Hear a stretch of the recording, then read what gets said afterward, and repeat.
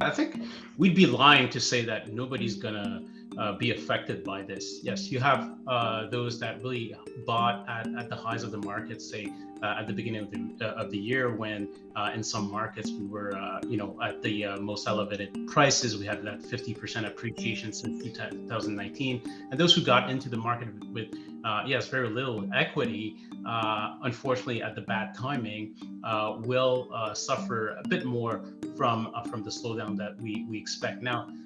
Housing is an investment normally you make for the long term. So if somebody's really, in it for the next, 20, 30, 40 years, this is sort of a blip. It's, housing is cyclical, and we see that around recessions. Most of Canadians' wealth is tied into the value of their homes.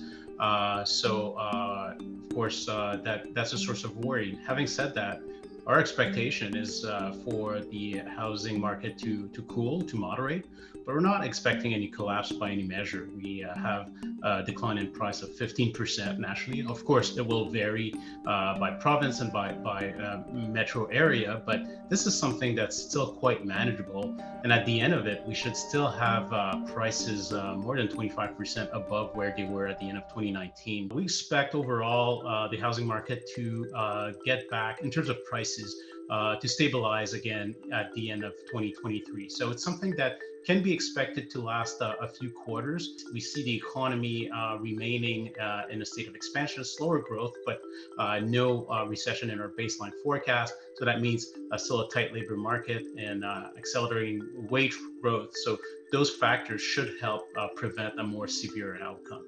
Canada is set to welcome 1.3 million newcomers over the next 3 years. We're going to need those immigrants to support our labor market, which is very tight. So from that perspective, fundamentally, the demand is still going to be there. We know that supply is very tight in the housing market. If anything, we're still lacking on the supply. So this housing moderation or correction, however we want to call it, it doesn't solve the fact that we still have this shortage of supply, and sooner or later it's going to come to bite. So that's why we expect overall, despite all those dynamics going on, we expect this to be a fairly manageable retrenchment in terms of house prices.